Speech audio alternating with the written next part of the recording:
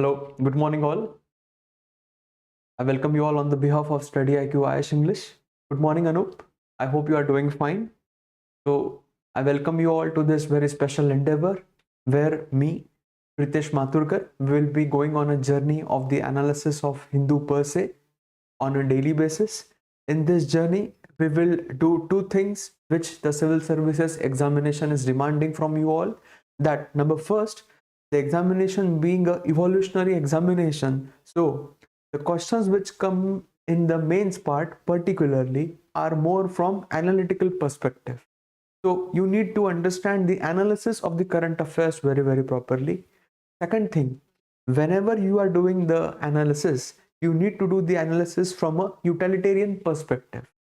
So these two things we will be keeping in mind when we will be moving with the discussions of the Hindu analysis. Hence the name of the lecture itself is the Hindu Analysis Zone, and I extend my warmest regards on the behalf of me, on the behalf of our team, for you all joining me for the discussion of the 5th of May of current affairs of 2023. And through this sessions, guys, I want that each and every one of you should utilize this content for scoring maximum marks in mains. This is very important, guys. Okay, whatever content you see, whatever content you grasp, okay, all of that content should have certain utilitarian value from marks perspective. You should be always hungry for marks. Okay, again I quote the same dialogue in every lecture of the Viru Sahasrabuddhe in the movie Three Idiots. Life is like a race. If you don't run fast, you are like a broken anda. Okay, so I don't want that each one of you should be a broken anda, rather you should be a boiled anda. So I will be your friend, philosopher, mentor, guide. Call me by any name you want, but please take due advantage of me. Please take due advantage of the material that I will be discussing with you all. And I hope that this material will help you materialize your expression, your thought process properly in the mains examination and also in the MCQs of the prelims. Okay. So a typical flow of the examination is like this. A typical flow of the examination, rather of the current affairs session, is like this, that I will discuss the detailed PDFs of that days of the present days Hindu in detail. So what I expect from each and every one of you before joining these sessions is two things. Number first, that you have already gone through the paper, and number two, that you have marked up the articles which you feel are important. Once your articles and my articles start matching, that will instill confidence in yourself. Okay, and confidence is very paramount in civil services preparation, and I want each one of you, those who are following me or those who of you will follow me in the future, to do the same thing. Okay, so let's move ahead with today's discussion. Let's start with the analysis of today's Hindu. Okay, hello Devansh. Thank you, Devansh. Morning, Jagriti. So before moving ahead, I will again like to quickly introduce myself. My name is Pritesh Mathurkar. I will be your primarily faculty for handling the current affairs of the Hindu per se, and you can reach me on a Telegram channel called as HAZ. Okay, it is on the lines of SEZ, the Special Economic Zone. So we have the Hindu Analysis Zone. I have not yet added S. Okay, I don't want to add S because though it is special, but I don't want to propagate that it's special. You should feel, okay, see, in life it's very important. Like if you ask me, sir, what is love? Okay, what is the true definition of love? Like if you say that you love somebody, or you love me, or you love anybody in the world, the one word definition of love is making someone or something special. That is love. Okay, if you are making somebody feel special, then only you love that person. If you're feeling that this material is special, then only you will start appreciating this material. So I have not yet deliberately added S. I want you to add this S to this material on a daily basis. Okay, so the name of the channel is HAZ, and you can just do a global search on Telegram at the Hindu Analysis Zone, where I will give the detailed PDFs of the session once the session is over. Yes, Devansh, I will talk about myself, but in a later bit period. Let some time go, let you all get acclimatized to me, so we will share our journey too. Okay, so just a global search on the Telegram at the Hindu Analysis Zone. You will get the channel where you will get any day's details PDF. Okay, so let's start with the discussion of today's PDFs, guys. Okay, so in every lecture, I give you a severity level. In every lecture, I give you a score as to which articles are important, as to which articles are important from the utilitarian perspective, from the mains part and also from the prelims part. So today's severity score is very high, guys. Please keep this in mind. Thank you, Amit, for appreciating my work. So today's severity score is very high, meaning what? That today's articles are very, very important from prelims perspective as well as from mains perspective. So today's severity score is between 8 to 10. I'm again making this point clear. Today's severity score is between 8 to 10 for two articles. For one article, the severity score is 5 to 6, whereas for other article is between 4 to 5. So two articles are extremely important from the mains perspective and from the prelims perspective. And for the first time, this is happening after so many days that we are having a good article on science and tech. Okay, science and tech articles don't come so often in the Hindu. Okay, but whenever they come with the full force and they have direct implication in the mains as well as in the prelims. Okay, so you have to be very cautious while trading with these articles because they have a direct utilitarian value in your mains as well as your prelims. And a very important article today is on the unrest in Manipur, what is happening over there. So in that article, the geographical picture of Manipur has been painted. So I am basically a geography faculty. So for me, that article becomes very close to my heart as to how geography affects your socio-economic status, as to how geography affects the societal history and the societal future too. Okay, so we will deal with those articles today.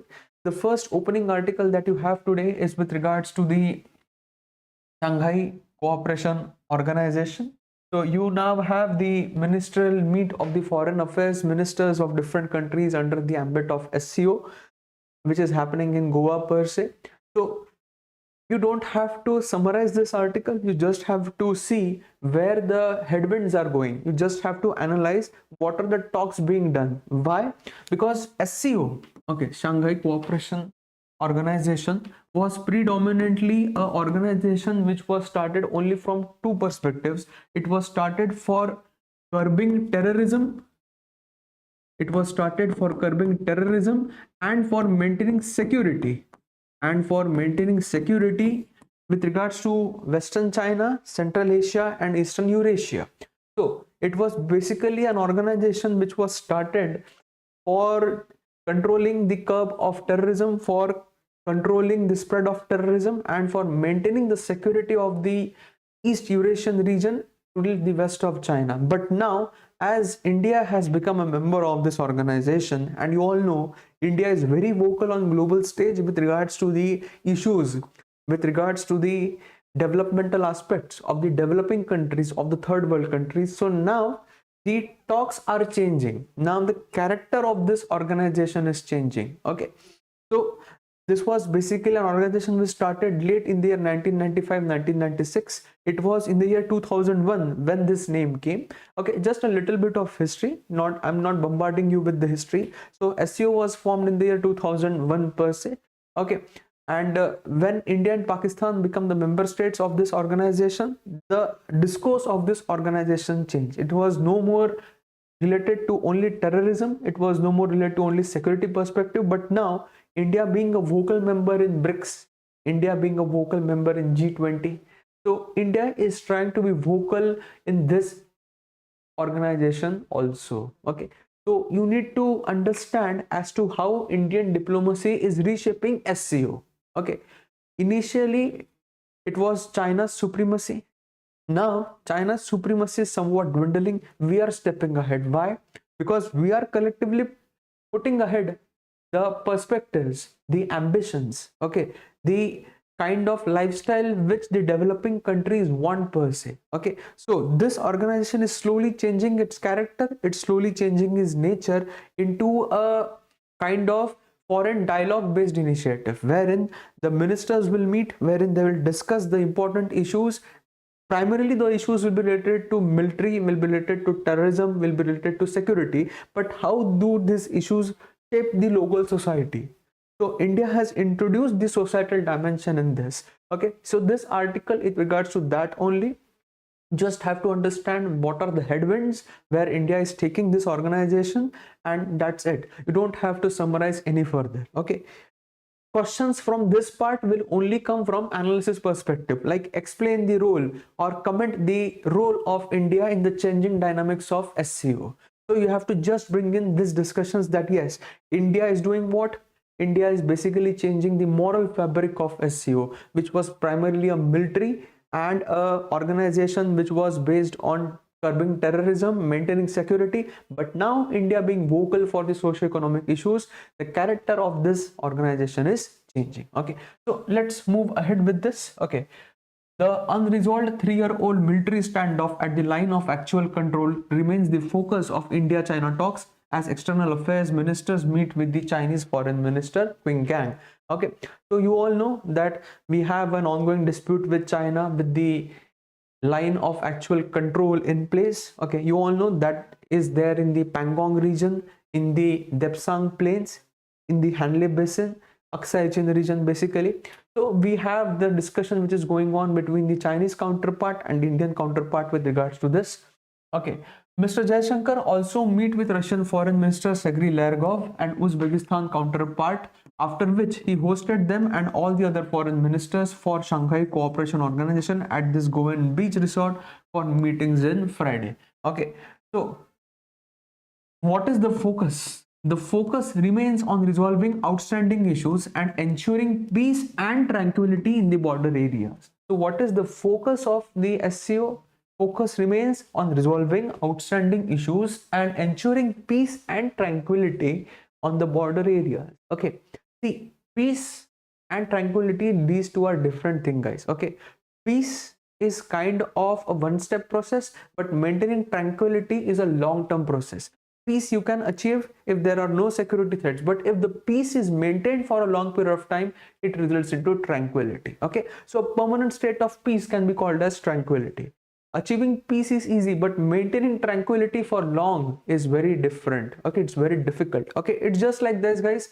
Attaining success is easy, but maintaining success is difficult. Okay, so I will like to quote a very good proverb over here, which has been coined by a person called as Pritesh Mathurkar. So you can use this proverb everywhere, or you can just use this quote everywhere, that year on year success is growth. Okay, year on year success is growth, but growth is temporary. Sustained success is legacy. Sustained success is legacy. So achieving growth is easy, but maintaining legacy is extremely difficult. Okay, so sustained growth is success, whereas sustained success is legacy. Please quote this very, very properly. Sustained growth is success, but sustained success is legacy. Maintaining growth is easy, maintaining success is easy, but maintaining legacy is very difficult. And that is what India tends to achieve from this global counter organizations, wherein we tend to ensure what? Peace and tranquility along the border areas. Okay, they also discussed our SUR, the G20 and the BRICS. So G20 presidency and the BRICS are also being discussed. Okay, taking up the economic cooperation, including discussing national currency payments for mutual trade. Okay, so if we are discussing trade talks with two countries, let's say India is discussing something with Russia, discussing something with China, so let us trade in the national currencies. We will not trade in the dollar. You remember the article on de-dollarization, wherein it is now a global endeavor to dethrone the dollar as the primary international global reserve currency. Okay, so including discussions at national currency payments for mutual trade will be on the agenda for Shanghai Cooperation Organization's foreign ministers meeting in Benoît on Friday. Okay, the initial discussions had begun between the 8-member group comprising, so these are the member states of SCO. You have Russia, number 1, you have China, you have India, you have Pakistan, you have Kazakhstan, you have Kyrgyzstan, you have Tajikistan, and you have Uzbekistan. Okay, so the 4 sthans, then you have India, you have China, you have Russia, and you also have Pakistan. Okay, the most important work before the SCO foreign ministers will be to assess the status of decisions that will be approved at the SCO summit of New Delhi, which happened in July. Okay, India is already in the bilateral discussions with Russia on using national payments, third country payments, and other means over circumnavigating the unilateral sanction imposed by the US and the European Union, and is a part of BRICS, Russia, India, China grouping that is also discussing a multilateral payment mechanism. Okay, so you need to understand these two things, guys, that you are using national payment, you are using third country payments and other means of circumnavigating the unilateral sanctions. So now, as you know, that there is an ongoing war between Russia and Ukraine. Because of this, European Union and the USA has imposed unilateral sanctions on Russia. So Russia is not able to trade freely with the global world. Not able to trade in the sense of what? It's not that their ports are closed. It's not that their sea lanes are being blocked. Please get this properly. Okay, majority of the aspirants will not get this point, but you all should understand this point very properly, that what do you mean by that the unilateral sanctions are being restricted on the global trade. This means what? That there is no free flow of dollar.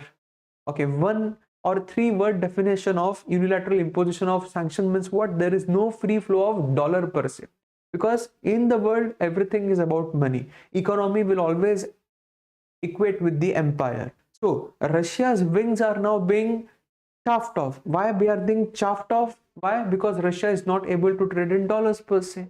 Hence, now what do we need? We require trading in the national currency itself. So if Russia is dealing with China, so their trade should be between yuan and rubles. If Russia is dealing with India, their trade should be between what? Their trade should be between rubles and rupees. Okay. If Russia is not comfortable with rupees, Russia can use the currency of China to trade with India. So third party currency, that also we can do. So these are the very important means of circumnavigating the unilateral sanctions imposed by the USA and European Union on the Russia. Okay. While traditionally security and terrorism used to dominate the SCO's agenda, but during its presidency, India is bringing on the table the issues of economic and cultural cooperation between the members as well.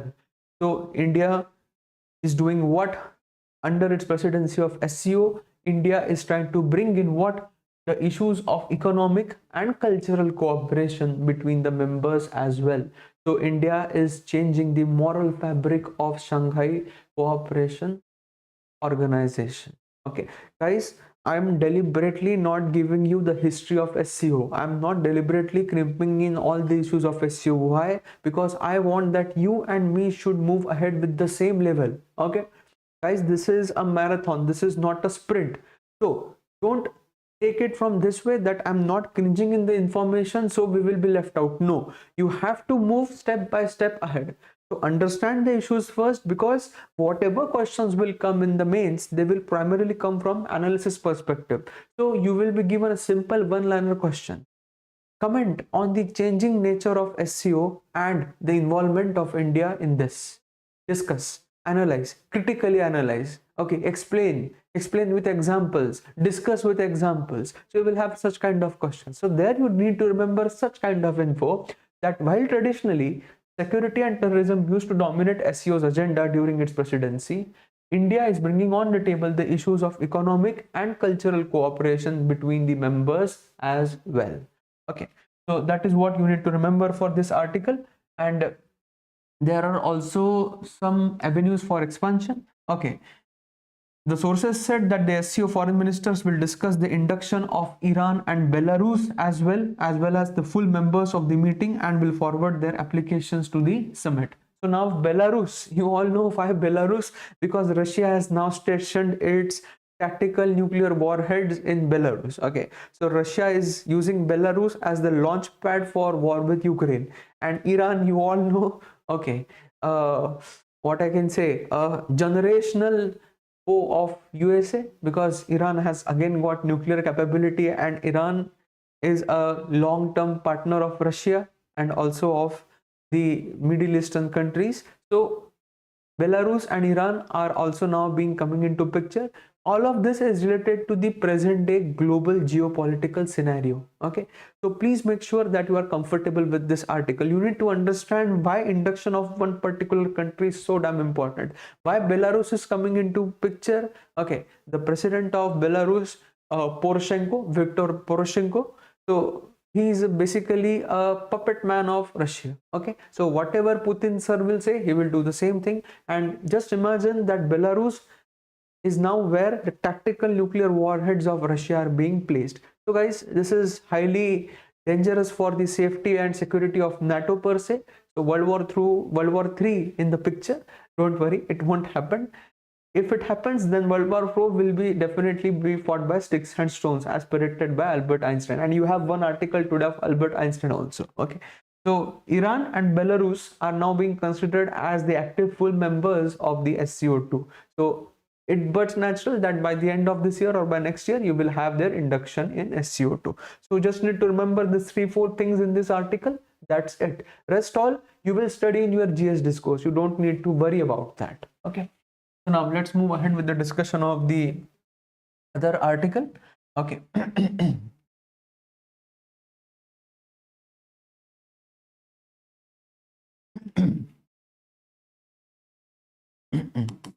Okay.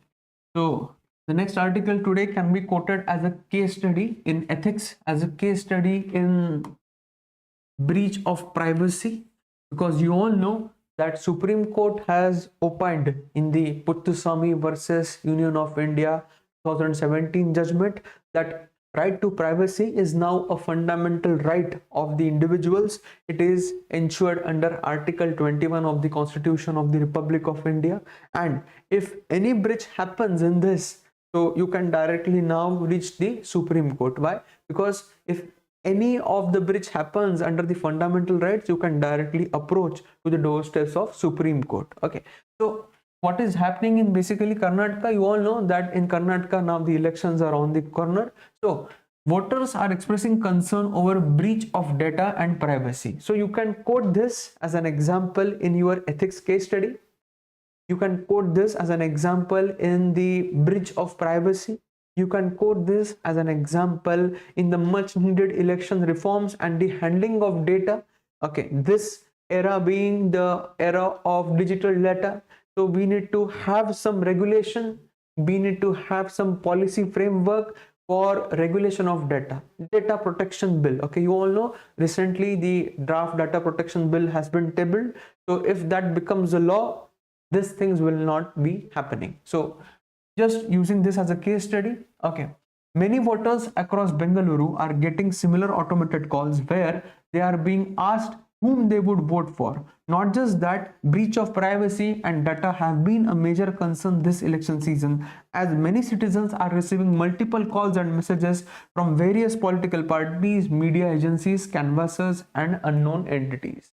So a very funny incident has happened that basically you are getting a call on your phone, and who is calling? The Election Commission of India. So just imagine you are picking up the phone, hello, and someone is saying that yes, we are calling from the Election Commission of India. So you know that only you guys who are preparing for civil services know what is Election Commission of India, and a few literate people of India know. Rest all, as soon as they will hear this word Election Commission of India, they will think, oh, this is a big government officer whom we are speaking with. So they will easily disclose the information. So guys, this is a heavy misuse of the technology. This is a heavy breach of your privacy, and this is a heavy misuse of your data too, because you know what these people will do. They will do profiling, and you all know what happens at the local booths. So this is very important, guys, and we need to curb this. Okay, so these are some of the much needed reforms that we need if we want to ensure a free and fair elections in India.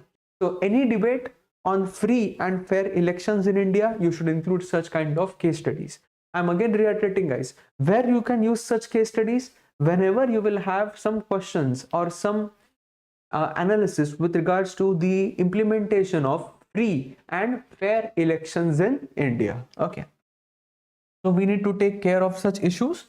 Now let's move ahead. So just a simple case study which came I thought that this will be important for you all for understanding. So now this is one of the most important articles as of yet, since we have started our journey of the Hindu analysis zone. So another airline bits the dust. Okay. So you all must be knowing that recently Go Air filed for insolvency at the NCLT in India. So the Go Air has officially gone broke. Okay, that means what? It does not have finances to service its own debt. Okay, and the primary reason being this, because the airline engines, okay, the model of the airlines which Go Air primarily relies on, it is called as Airbus A320, A320 Neo and A321. Okay, so they are made by a company called as Airbus and Boeing. These are the two global giants of aviation industry, wherein majority of the planes of the world, majority of the aircraft fleet of the world of all the major airlines are being manufactured either by Boeing or by Airbus. Okay, Boeing is stationed in USA. The headquarters of Boeing is in USA. The headquarters of Airbus is in France. Okay, and the issue that happened with Go Air is that the engines which were fitted in these aircrafts, so there are 3-4 companies globally who manufacture the engines. The most prominent company of manufacturing the global plane engine is the most luxurious car maker in the world, Rolls-Royce. So majority of the engines are manufactured by Rolls-Royce, but the engines which were fitted in the Go Air fleet were manufactured by a company called as Pratt and Whitney. Okay, you just need to remember this, guys, that the engines which were fitted in the Go Air's fleet, it were manufactured by a company called as Pratt and Whitney. Okay, and there were numerous issues in those engines. So majority of the Go Air's fleet is now grounded. Okay, the aircrafts are not able to take off, and Go Air has filed a case in USA, and they are saying that please Pratt and Whitney issue us fresh engines, and Pratt and Whitney and Go Air are now engulfed in a legal war in the USA courts, and hence Go Air had to stop its operation in India on 3rd and 4th May, and it has filed for bankruptcy. Okay, insolvency and bankruptcy code. Okay, so why this is happening? Okay, so this article is one of the most critical articles yet of the aviation sector of India. Okay, this article will make you think that whatever is being painted in front of you is right or wrong. Okay, so whenever such heavily critical article comes, guys, you need to do two things. You first need to understand how you can utilize this article from your preparation perspective, and number two, you shouldn't get bogged down by the critical analysis. This is very important. In civil services preparation, 90% of the information which you will read, which you will analyze, and which you will contemplate in your brain is going to be negative. Okay, this is the harsh truth of this preparation. Why? Because you are going to be the civil servants of India, and you being the civil servants of India, you have to handle the negatives of India too, primarily the negatives. Okay, positives will come very few, negatives will come more, and that's the story of life, guys. Okay, so jokes apart, so whenever such article comes, you have to do two things. Number first, you have to see what relevant data can be used from this article from policy perspective, and number two, you shouldn't get bogged down. Okay, so let's begin with the analysis of this article. Okay, another airline bits the dust. Okay, this article is with regards to the aviation sector of India, the failure of governance. Okay, and you can utilize this article from policy perspective and from critical analysis. Whatever I am writing on the board, whatever is already being written in the board, it is marked up in the PDF. So once the session is over, you download the PDFs and you summarize your current affairs. Okay, so what is the fundamental question as of today? Okay, that if Go Air is beating the dust, you had airlines like Deccan Airlines, NPEC Airlines, even Air India bit dust, even Jet Airways bit dust. Okay, Jet Airways, such a premier airline in India, it also bit dust. Okay, so is it the only mistake of the airline operators? It is the only mistake of the airline owners, or is the government also failing on its side? Are there issues from the government side? Are there issues from the governance side?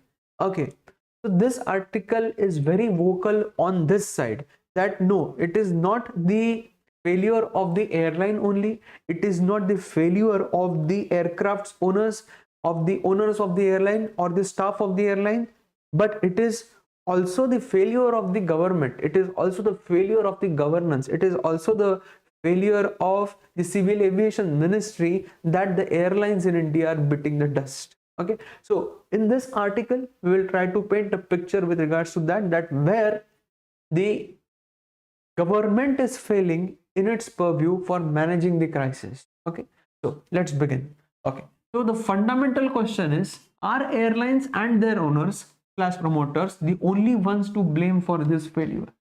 Okay, are they the only ones to blame for this failure? Okay, it's in life, it's very easy, guys. When you fail, you put blames on someone or something and you move ahead, but you never introspect what is happening actually, and that introspection is very, very necessary. Okay, the last 30 years have seen the failure of which of the airways? Damania Airways, NEPC Airlines, Air Deccan, Air Sahara, Paramount, Kingfisher, Jet Airways, and several others small airlines in the aviation sector in India. One of the major reasons behind this, I don't know how many of you must be knowing this or how many of you will have their eyes opened up today, but one of the major reasons for this is crony capitalism. Okay, why? Please read this. Back in India, crony capitalism ensured that the favored lot were never questioned and the banks kept pumping in funds to aid the non-performing assets. Okay. So if you have a big businessman, if you have someone who is very well connected, and even though that person's or that entity's credit rating is not good, still the banks will lend him money, still the government will not question him, even though that entity's assets or that person's assets become non-performing. So this is basically crony capitalism. And you all know the present case studies that are happening in India. I don't want to name the persons, but I know that majority of you must have gotten what I'm trying to say. Okay. DGCA audit, Director General of Civil Aviation of Kingfisher Airlines, indicated a clear case of deep financial stress. As in the DGCA's normal procedure, the reports were consigned to the dustbin. So very critical analysis, but this is the harsh truth that even the DGCA knew that Kingfisher Airline was not going to survive, and all those reports were thrown out in the dustbin. Why? Because of money. Money is everything. Okay. There were similar results for Jet Airways before its collapse too. Okay. In fact, the airline's board was loaded with former Ministry of Civil Aviation and DGCA officials. Now just imagine this. Okay. One of the most premier airways in India, Jet Airways, its board was filled with whom? By the former officials of the Civil Aviation Ministry and even the DGCA officials. So don't you think that they knew that something was wrong, but they didn't act? Crony capitalism. Okay, give the reader an example of how airlines in India operate and how hoodwink the public. Okay, the DGCA's civil aviation requirement for scheduled transportation operations clearly spells out the minimum requirement for starting or running an airline. So if, let's say Anup, those who are in lecture, let's say Devansh, let's say Amit, or let's say Jagriti, any one of you who are seeing these lectures live, okay, so if you want to start an airline, so the DGCA, the Director General of Civil Aviation, has clearly spelled out certain requirements for you to start the airline. What are those requirements? Number one, of course, is going to be money. Number two, crew members. Number three, other staff, because you will be requiring ground staff for handling. You will be requiring logistics staff. You will be requiring the staff which is there at the forefront, so front desk staff. And number four, route projection. Okay, you will find route projections. Route projection means which route is profitable, on which route you have maximum traffic, and which new routes can be opened. Okay. You require finance. Why finance? Because you need to buy aircrafts or you need to lease the aircraft. You will require crew members. You will require front desk staff. You will require ground staff. You will also require route projections. Yet, those setting up of the airlines announce grandiose plans with the blessings of the ministry and DGCA without proven financial security and without a number of pilots, engineers, and cabin crew. Okay, so what is happening in India per se? Okay, so people come, they say on the open mic that yes, we have this, we have that, we have so much money, but is it being audited in reality? Has anyone checked? Please guys, this is very important. This is where you can have the critical analysis application in your mains. Okay, has anyone checked whether the numbers projected and the numbers that are actually materialized have matched? Okay, that, let's say I'm a person, I'm trying to open up an airline. Okay, so I'm saying that I'm having a fleet of 100 aircrafts. Who is checking it? Okay, I've gotten the nod, I have gotten the nod of the ministry, I've opened up the airline, I've started the operations, but who is actually saying that whether I'm putting those 100 aircrafts to use? No one. Okay, whether the numbers projected and the numbers that are actually materialized have been matched? Has anyone checked why India pays the highest lease charges for aircraft when compared to other countries? So it's not easy to buy aircraft, guys. So what do these airline companies do? They lease the aircrafts from some other airline, or they lease aircrafts directly from the manufacturer company. So if I am the CEO of GoAir, or if I'm the MD of GoAir, what I will do? I will either try to lease aircrafts from some other airline, let's say Indigo, let's say Air India, or I will try to lease aircraft directly from Boeing, directly from Airbus for a stipulated period of time. But Indian Airlines pay the highest lease charges anywhere in the world.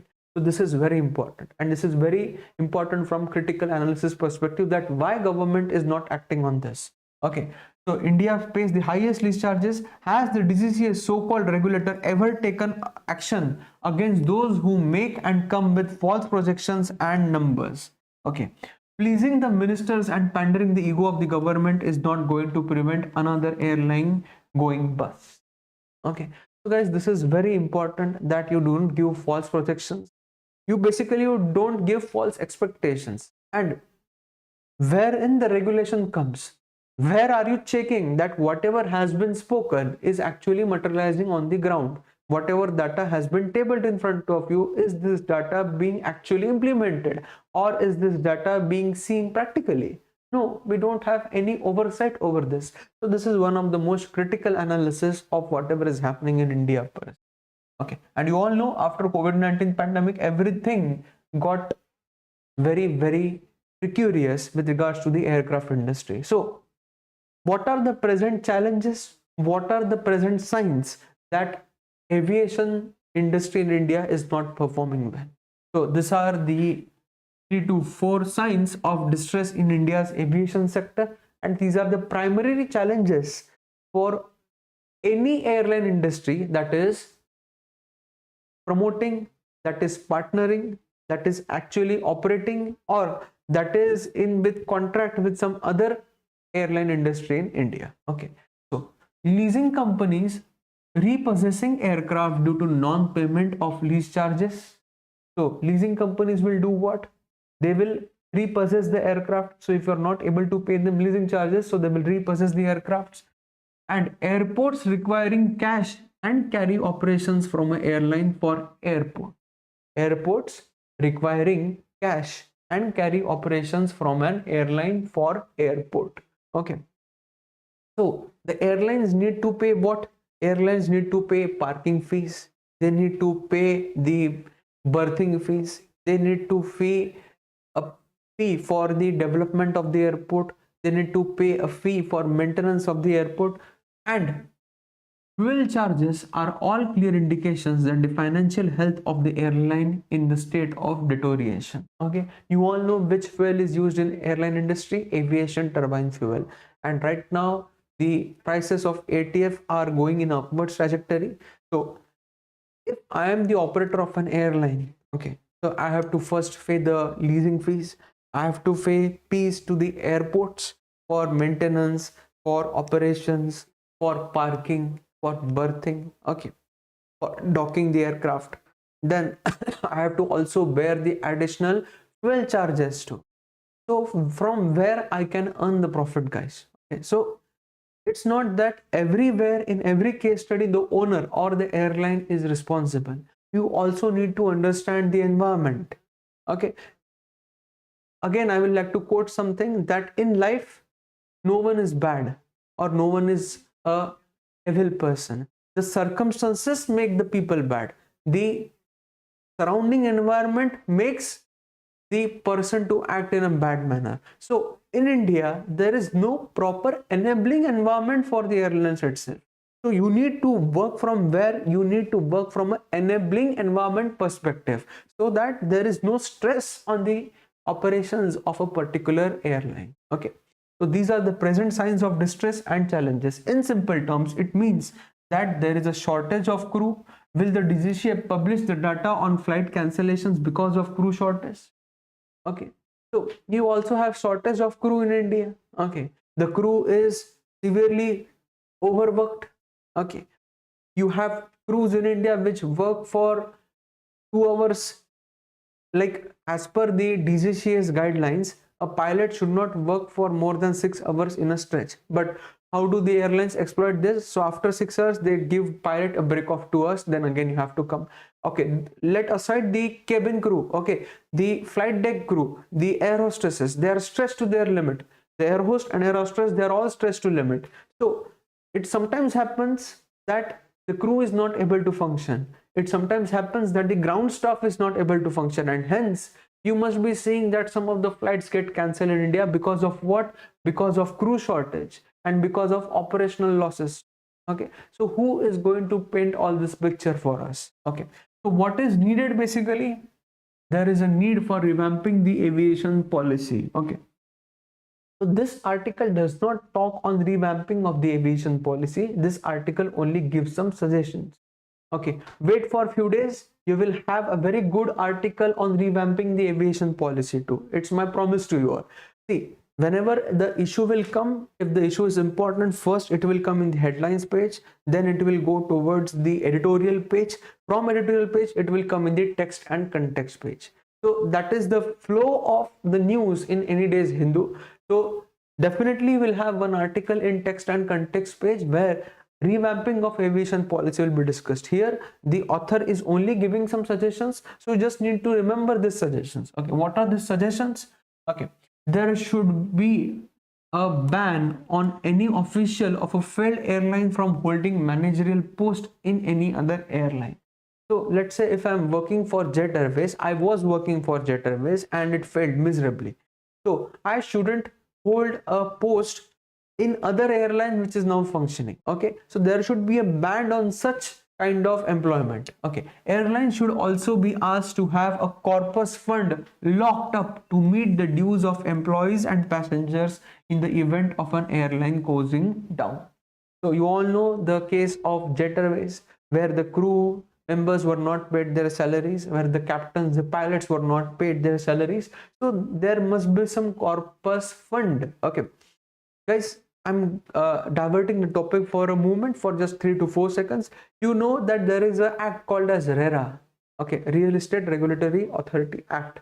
So in that now, the builder has to keep around 75% of the money of the people in a closed bank account, so that if the builder defaults, if the firm defaults, your money is not lost. So similar thing we can do for the aviation industry. So we can have a kind of act like RERA for the aviation industry too.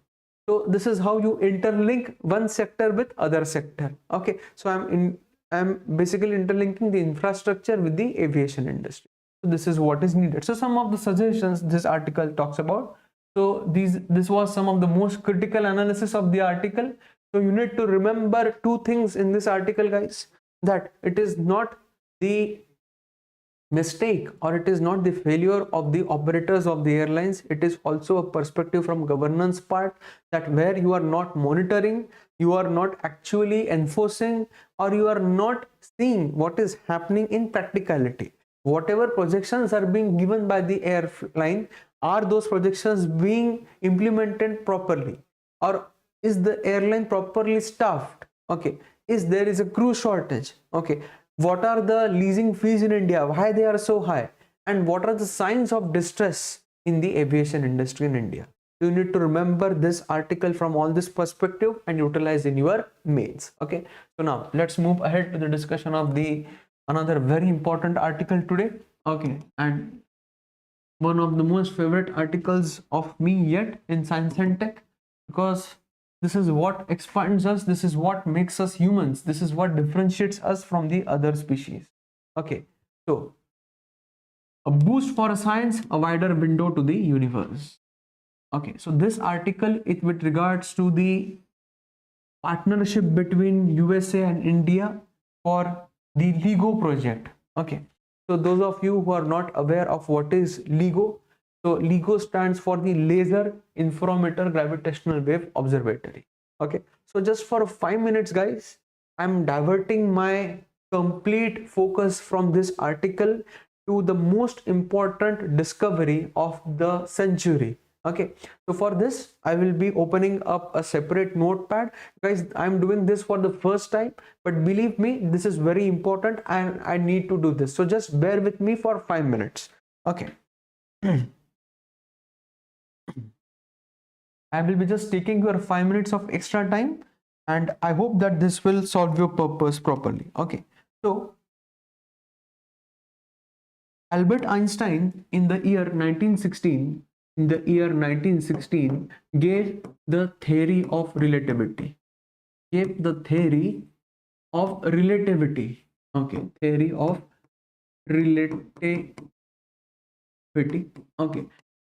of relativity basically means what?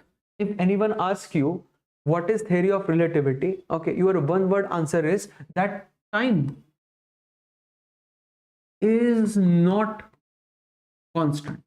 Time is not constant. Okay, time is relative. Rather, time is relative. Time is relative. So that is basically the theory of relativity. What do you mean by this? That time is not constant, time is relative. Okay, so all of you are wearing watches now. So if I take this watch, so now the time is exactly 9:50.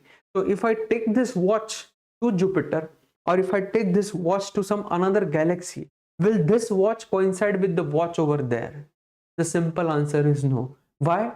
Because it all depends upon the speed of your movement. It all depends upon the mass of the object.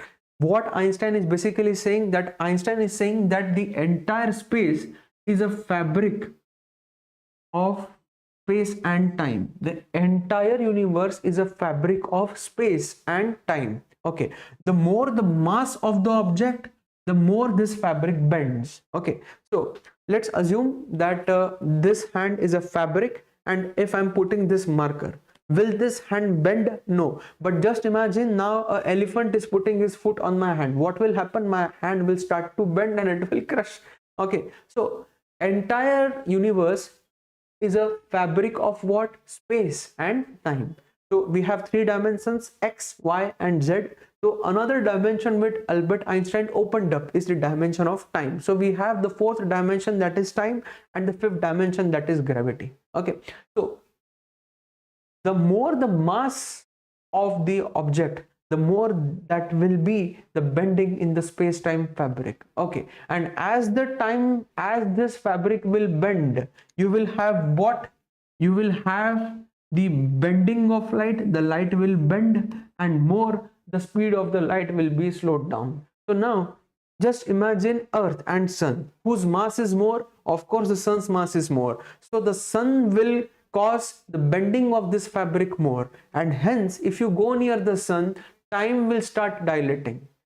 Now just compare Sun with a black hole. What will happen if you go near a black hole? Near a black hole, time will stop completely. Why? Because nothing is able to escape the black hole, not even light. Okay, so if I take this watch, if I take this clock to a black hole, my watch will tick very, very slowly. Okay, and the more the speed which I move, okay, let's say I'm moving with the speed of light, so my clock will also become slow. Okay, so this is basically the theory of relativity. The more the mass, the more is the bending of the space-time fabric, and more is the theory of relativity. Okay, so what happens because of this? the gravitational waves, or whenever two objects will collide in the space, they will cause what? They will cause ripple in this space-time fabric. Now just imagine two objects are basically colliding in space. So you have object A and you have object B. So let's say these are two black holes which are colliding in space. So as soon as they collide, they will form a bigger black hole. And now just imagine what this collision and what this bigger black hole will do to the space-time fabric. So the bending will be even more. Okay, and how can you detect this bending? How can you detect that yes, something has happened in the space? You can detect this by detecting what? Gravitational waves. So anywhere in the universe you have such big astronomical events happening, so you will have bending in the space-time fabric. This bending can be detected by the use of gravitational waves. Why? Because this will bend the fabric. Okay, so exactly after 100 years, so Albert Einstein gave his theory of relativity in the year 1916. Okay, and exactly after 100 years, in the year 2015, gravitational waves were discovered or were measured for the first time, in USA. Were measured for the first time in USA when two black holes they did what? They collided to form a even bigger black hole. Okay, so exactly after 100 years of Albert Einstein giving his theory was proved in the year 2015. So this became a very important news in that year, and you had the Nobel Prize being given for this. Okay, so I'm quickly summarizing, guys. What is Albert Einstein's theory of relativity? That time is not constant. Okay, the tick tick tick which you are seeing in every second clock on your watch is not constant. It depends on where you are. Okay, so if you go in Egypt, if you go near Great Pyramids of Giza, for you the time will slow down, and for the rest of the people who are moving over there, the time will move faster. Why? Because the Great Pyramids of Giza will bend the space-time fabric. Okay, so now if two black holes are converging, they will cause what? They will cause intense rippling of the space-time fabric, and the ripples in the space-time fabric can be detected by detecting the gravitational waves. Okay, and exactly after 100 years of Albert Einstein putting his theory, in the year 2015, these waves were discovered, and they were discovered in the LIGO. It was detected in two locations simultaneously. It was detected in Louisiana and it was detected in Houston. Okay, so basically this is what has happened. So I'm again reiterating, in the year 2015, the Laser Interferometer Gravitational Wave Observatory, LIGO for short, observed this phenomenon for the first time, expanding our understanding of the universe around us. Now what is happening? Now the United States National Science Foundation is partnering with top US universities and India's Ramanna Center for Advanced Technology, or RRCAT, Prelims Based Affairs, a unit of Department of Atomic Energy, Government of India, to launch LIGO India, a groundbreaking collaboration fueled by $320 million investment from India that will accelerate the discovery and innovation in India around the world. Okay. Albert Einstein's 1916 general theory of relativity first predicted the phenomenon of gravitational waves, but it took physics another century to prove Einstein was right by observing them directly. Okay, so how this gravitational waves were detected? This is a part of physics, guys. So if I'm just telling you in very crude terms that how do you detect these gravitational waves? To detect these gravitational waves by interference technology. So you have one screen, let's say one screen is over here and another screen is over here. So one wave is striking over here, another wave is striking over here. So you measure the phase shift, that when the lens strikes over here, it will come back. When the wave will strike over here, it will come back, and you will measure the difference in the time. You will measure the difference in the phases, and if you detect this time difference between these two waves, this means that there is a ripple in the space-time fabric. So this is purely physics, guys. You don't need to understand this from the mains perspective. You just need to remember that what is the technology used. The technology used is based on interference. It is based on phase shift. So you do what? You determine the time gap between the two waves, and if the time gap is good enough, you say that yes, we have detected the gravitational waves. Okay, so in the year 2015, for the first time in human history, physicists observed the gravitational waves emanating from two merging black holes 1.3 million light years away from the Earth. The Nobel Prize winning breakthrough was accomplished by the Laser Interferometer Gravitational Wave Observatory known as LIGO Research Institute that USA's National Science Foundation first began investigating in the late 1970s. Okay, so working of LIGO. In just one line, the working of LIGO is being explained. LIGO uses lasers. LIGO uses what? LIGO will use lasers to detect ripples in the space-time through a method called as interferometry. Through a method called as what? Interferometry. So it will see what is the difference between the two waves. What is the difference in the time of two waves? It is called as interferometry or interference. As a gravitational wave passes by, they cause space-time itself to stretch and squeeze. So let's say I'm standing over here, and if a gravitational wave passes in front of me, so this will what? This will do what? This will squeeze space and time.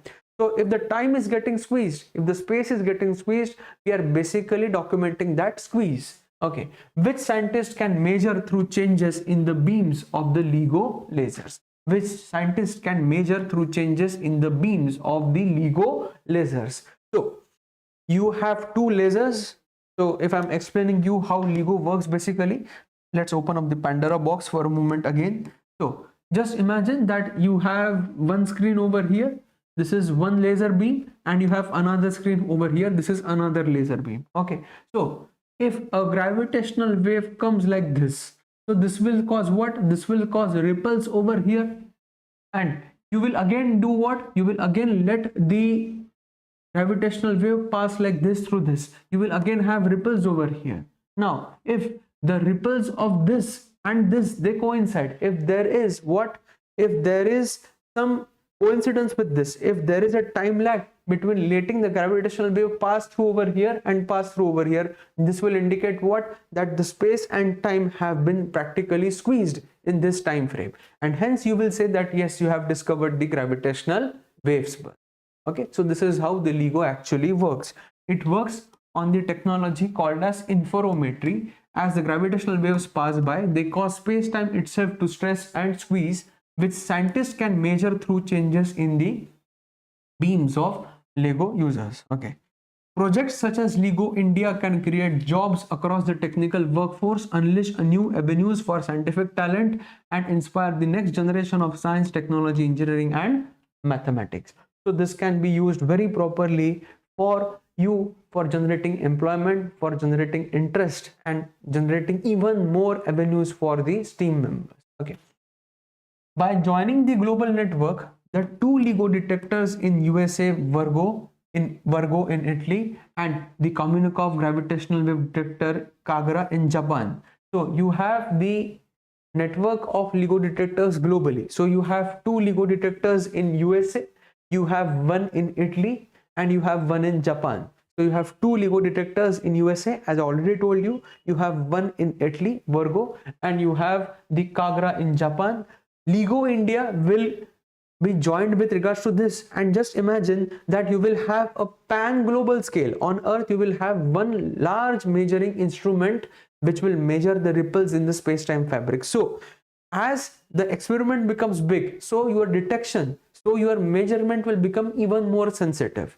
Now only the two LIGOs of USA were working, but now you will have how many LIGOs working together? You will have total 5 LIGOs working together. So 5 LIGOs will detect even the slightest difference in the space-time fabric. Okay, so this is how, by joining the global network, the LIGO India will push forward the boundaries of what science and technology can achieve and help us unlock some of the universe's greatest mysteries.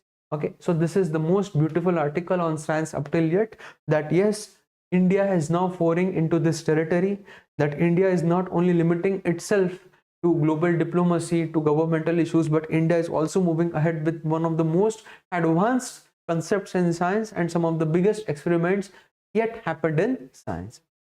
Now let's move ahead to the discussion of the another very important article today.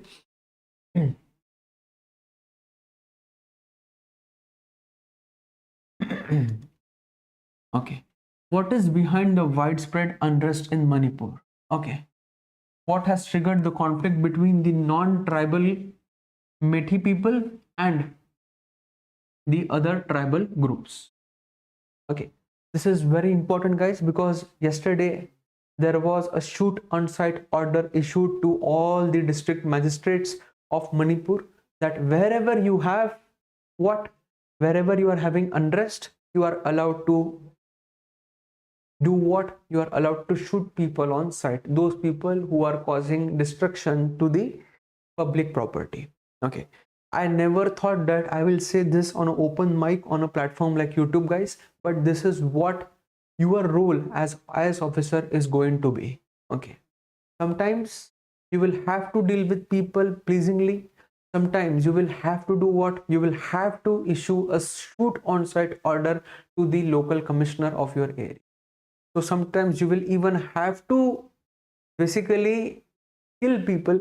I'm using the word which is very derogatory, but you will have to terminate people for your duty. What is your duty as primary IAS officer? Safeguarding of public infrastructure. Okay, so you will have to perform this duty too. So those of you who are listening to me, those of you who will be listening to me in future course, please make sure that you are preparing for such an examination where by your just single sign you can give lives to millions of people. You all know in COVID times, the vaccine distribution, the distribution of medicines like remdesivir, tocilizumab, it was all in the hands of the collector itself or the NMC commissioner. So by just your one single sign, you can give vaccines, you can give medicines, and by your just one sign, you can actually take lives from the people. So those of you who are preparing for this examination, I am saying this with a very somber tone.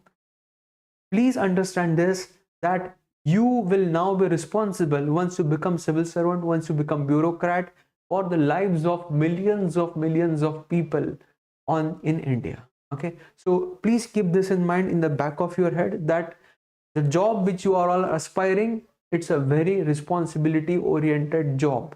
Okay, it's not a job wherein you can basically do whatever you want. No, you have to be bound by the Constitution of India, and sometimes that will result into you giving shoot on site orders too. Okay, so what triggered the conflict and what has happened basically? Okay, so the crux of this is the Manipur High Court's direction to the state to pursue a 10-year-old recommendation to grant scheduled tribe status. To grant what? Scheduled tribe status to the non-tribal Methi community in Manipur. Okay, so what has happened basically? The tribal people of Manipur, they revolted back against the court's decision, against the High Court's decision to grant ST status to the non-tribal Methi people. Now, why this is significant and what geography of Manipur has to play, let's understand this. Okay, what is Manipur's ethnic composition? Okay, and here I have written memorize. Memorize means you will have to memorize at any cost. Okay, geography has got a lot to do with Manipur's problems. Okay, geography has got to do a lot with Manipur's problems. The state is like a football stadium. The state is like a football stadium. The Imphal Valley representing the playfield at the center. So how is Manipur like? So Manipur is like a football stadium. If you go to the football stadium, in the middle you will have a ground and on the side you will have stands. So the Imphal, the capital territory, is like the playing field. It is like the ground. Okay, so it represents the playfield at the center and the surrounding hills as the galleries. So the stands that you have in the football stadium are like the hills of Manipur. 4 highways, 2 of them lifelines for the state, are the valley's access points to the world beyond. Okay, so only 4 highways are the connection point of Manipur to the world beyond. The valley, which comprises about 10% of Manipur's landmass. So what does the Imphal Valley account for? 10% of Manipur's landmass is dominated by the non-tribal Meitei people.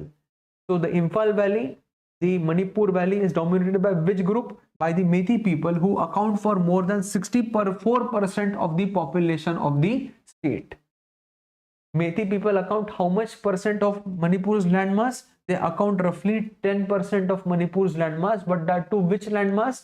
The valley, the playing field of the football. And they do what? They account for rough staggering 64% of the population of Manipur, and it's 40 of the state's 60 MLAs.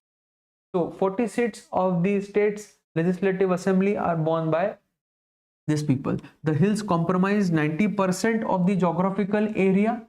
So the remaining part, the remaining 90% of Manipur is what? The remaining 90% of Manipur is basically hills, and that represent only the 35% of the recognized tribes, and they send only how many MLAs? 20 MLAs. So you need to understand this very, very properly. Okay. The Meitei community, the dominant community of the Manipur's valley, 64% of the population of Manipur, it is dominating the Manipur valley. Okay, it is dominating staggering 9% of the Manipur's landmass. The rest 90% of Manipur's geographical area is hills, and those hills account for roughly 35% of the Manipur's population, and all of them are tribes. So but naturally this is a clear case study of majority versus minority. Okay, while a majority of the Meiteis are Hindus followed by Muslims, the 33 recognized tribes, how many tribes are recognized in Manipur? 33, broadly classified into any Naga tribes and any Kuku tribes. Okay, so you have two tribes in Manipur, you have Naga tribes and you have Kuku tribes. So the two tribes you need to remember from Nagaland are largely Christian. Okay, so what is happening basically? Okay, so the court referred to the ministry's letter in May 2023 to the Manipur government seeking specific recommendation along with the latest socio-economic survey and ethnographic report. Okay, the petitioners to the High Court that the Meiteis were recognized as a tribe even before the merger of state with the Union of India in 1949. So the petitioners who filed the case that Meitei people should be recognized as the tribes and they should be given the status of scheduled tribes, they are saying that they were recognized as tribes even before the merger of state in India in the year 1949. Okay, they argued that the scheduled caste status is needed to preserve the community and save the ancestral land, tradition, culture and language. So these are the arguments in the favor of the Meitei people. Okay, now why are the tribal groups agitating against the ST status for Meitei? Okay, please understand this guys very, very properly. I will be just taking 5 to 10 more minutes and then we will close off this session. I know this session is intense, but these articles, they don't come so often, so I need to exert myself too and make you understand. Okay, any tribal group or any tribal person always fears what? That if I'm a tribal person, residing in a hill territory, and if you come from an urban area and you start snatching the land, if you start snatching the job opportunities, if you start snatching the economy from me, if you start snatching money from me, so but naturally I'm going to feel alienated in my own area. I'm going to feel alienated in my own home. So alienation is always the major factor of confrontation between the tribal people and the non-tribal people, and that is the same case that is happening in Manipur. The crux of the issue is that the tribal people fear that they will get alienated if this SC status is given to the Meitei community. Why? Because then you will have increasing number of jobs being going to them, because they will now come under reservation, and this is the number one factor for their unrest, for their such a violent vocal attack on the government. Okay, the tribal groups say that the Meiteis have a demographic and a political advantage besides being more advanced than academically and in other aspects. So what do the tribal groups say? That the Meiteis do have a demographic and political advantage. Why? Because Meithis represent 64% of Manipur's population. And why political? Because they represent 40% of the state's legislative assembly of seats. Okay, so out of 60, 40 seats are borne by the Methi community. Okay, they feel that the SC status to Meithis would lead to loss of job opportunities and allow them to acquire land in hills and push the tribals out. So what do they fear? Again, the same thing, that if the ST status is given to them, they will lose their jobs, they will lose their source of revenue, and they will be forced out of their tribal lands. So alienation is the major factor behind the unrest. Okay. Now I know many of you, those who are not following these sessions or those who will be following some other sources, majority of the sessions will discuss the headline news only, but this has come in today's text and context, and hence I told you guys, text and context page is very important. That page has been especially started by Hindu for you all, and such kind of information you will not get in any other source. I give my 100% guarantee. Okay, so please make sure that you are comfortable. Okay, the language of the Methi people is included also in the 8th schedule of constitution, and many of them also have access to benefits associated with SC, OBC or EWS status. Okay, so Methi community already enjoys some of the benefits associated with the scheduled caste, with the OBC status and with the EWS status too, and even their language is included in the 8th schedule of the Indian constitution. Okay, so this all has resulted into unrest in Manipur, where the tribals are advocating that we will get alienated if you give such kind of representation to the dominant or the community which is having more than 64% of the population and which is dominating some of the best area of Manipur, and it is also represented academically, politically and socially well in the government. Okay, so this is the issue complete all. I hope that this issue is clear to you all now. Okay, so the last article of today, today all of the articles are very somber guys, they are in a negative turn. Even the last article of today is not that encouraging, but we are preparing for civil services. As I told you that you have to deal with the society's negative more, and in life in general negatives will outweigh the positives. So the last article today is one of the most disappointing articles yet, that India Russia said to suspend talks to settle trade in rupees. Okay, now what happened after the Ukrainian war? That Russia and India said that okay, Russia, you are our oldest strategic partner, not the oldest strategic partner per se, but the oldest friend. Okay, the first strategic partner of India is of course France, but Russia being the all-weather ally, Russia being the all-weather friend of India. So India and Russia, they decided that we will do what now? We will trade in rupees and rubles. So if India is buying oil from Russia, so India, instead of paying in dollars, India will pay in rupees.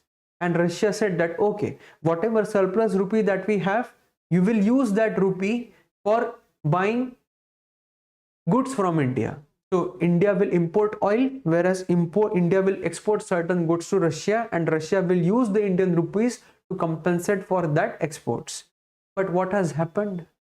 Basically, the imports of India far outweigh the exports to Russia. I'm again reiterating. The imports which India does from Russia in the form of crude oil, they far outweigh the exports into Russia in the form of goods and commodities. Okay, so this has resulted into what? The failing of talks. So this is failure of diplomacy, this is failure of trade talks. India and Russia have halted the efforts to settle the bilateral trade in rupees after months of negotiation failed to convince Moscow to keep rupees in the coffers. Two Indian government officials and a source within direct knowledge of matter said. Okay, with a high trade gap in the favor of Russia, Moscow believes that it will end up with annual rupee surplus of how much? Of over $40 billion. Okay, so it will end up with a rupee surplus of how much? Of over $40 billion if such a mechanism is worked out and fills. The rupee accumulation is not desirable, and any Indian government official who did not want to be named. Okay, now what you need to remember, the rupee is not fully convertible, and India's share of global exports of goods is just about 2%. Okay, so India does account in the global export market, but that export, the share is barely 2%. So very disappointing data, but you need to remember that hence we need to promote make in India, hence we need some safety mechanisms to support and to protect the Indian industries. Okay, so rupee is not fully convertible means what? Like it cannot be directly converted into dollars. Okay, it's not fully convertible, and India's share of global exports of goods is just about 2%. Okay, these factors reduce the necessity for other countries to hold rupees. Okay, so for your currency to become a fully convertible currency, okay, basically a currency which is in the global forex reserve fund. So you have total 5 currencies which operate as the fully convertible currencies. Indian rupee is not over there. Okay, so most trade is in dollars, but an increasing amount is being done in currencies like USD dirham. Okay, so globally India and Russia are trading in dollars, but you also have the UAE's currency dirham which is being used for trading. Okay, so this is slightly disencouraging data on the behalf of the government of India and the Russia-India relations, but you need to understand this from the ongoing perspective. So okay guys, here I summarize today's session. So I'm again reiterating my name. My name is Pritesh Mathurkar. You can reach out to me on Telegram by doing a global search at the Hindu Analysis Zone. The name of the channel is HAZ. I hope that whatever I'm covering through these sessions, every one of you is getting this. Every one of you is equally satisfied. Okay, and you can even reach out to me on Telegram if you have any difficulties. We are here to solve your difficulties. And guys, please don't let this content go in vain. Whatever I'm discussing, please make sure that you are following this content, you are joining the group, and you are working on your analysis too. Okay, so guys, here I sign off. Anup, I have Sufiana, okay, I have Amit, okay, Jagriti, those of you who are watching this session. So I thank you on the behalf of StudyIQ IAS English for the staying with me. So tomorrow again we will meet for the analysis of the 6th of May of Hindu sharp at 9 a.m. So see you all tomorrow on the other side. Have a good day. Study hard and smart. Okay, see you all tomorrow.